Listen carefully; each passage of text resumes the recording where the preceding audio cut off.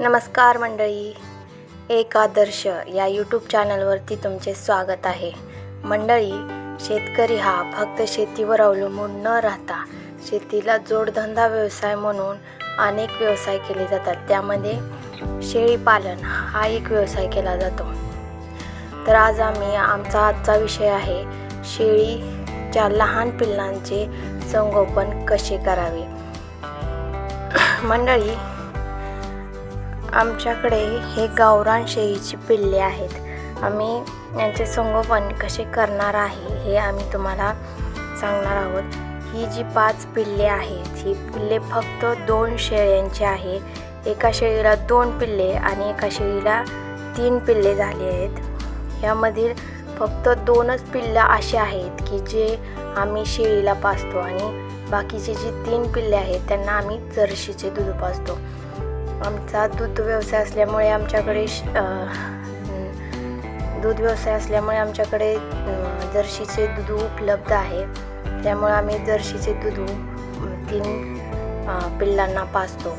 त्यामध्ये आम्ही सगळ्यात सुरुवातीला ज्यावेळेस ही पिल्ले जन्मली त्यावेळेस 2 दिवस आम्ही शेळीचे दूध बाटलीमध्ये काढून ते पिल्लांना पाजले आणि नंतरनं जर्सीचे दुधाला सुरुवात केली. हळूहळू करून आम्ही जर्सीचे दूध सकाळी 2 बाटल्या आणि संध्याकाळी 2 बाटल्या अशा आम्ही त्यांना चालू केल्या. आज ते 1.5 महिन्याची झाले आहेत.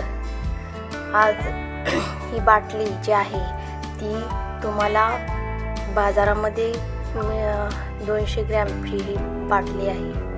200 मिलीची ही बाटली आहे जी बाजारामध्ये उपलब्ध आहे.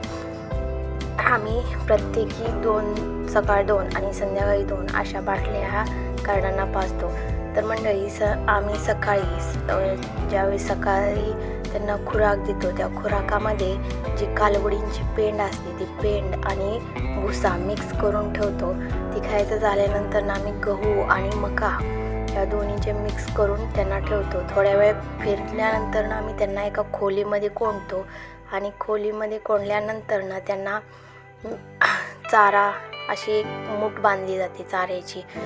त्याच्यामध्ये शेवरीचा पाला, सुबाफळ, मेथी घास, दसरथ घास असे रोज वेगवेगळ्या चाऱ्याची एक मूठ बांधली जाते आणि त्यांना पिण्यासाठी पाणीही ठेवले जाते.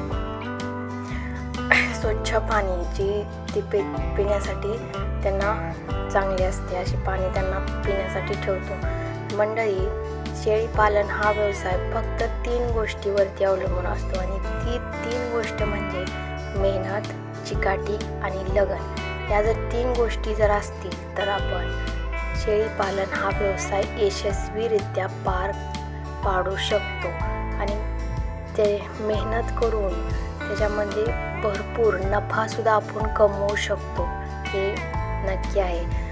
जर आमच्या एवढ्या सगळ्या मेहनतीचा रिझल्ट जर तुम्हाला पाहायचा असेल तर तुम्ही या 3 बोकडावरून ठरवू शकता की खरंच आम्ही हे जे नियोजन करतोय त्याच्यामुळे ही अशी 3 बोकडं मोठी झालेली आहेत. जर आमचा व्हिडिओ आवडला असेल तर आमच्या चॅनलला सबस्क्राईब करा. धन्यवाद.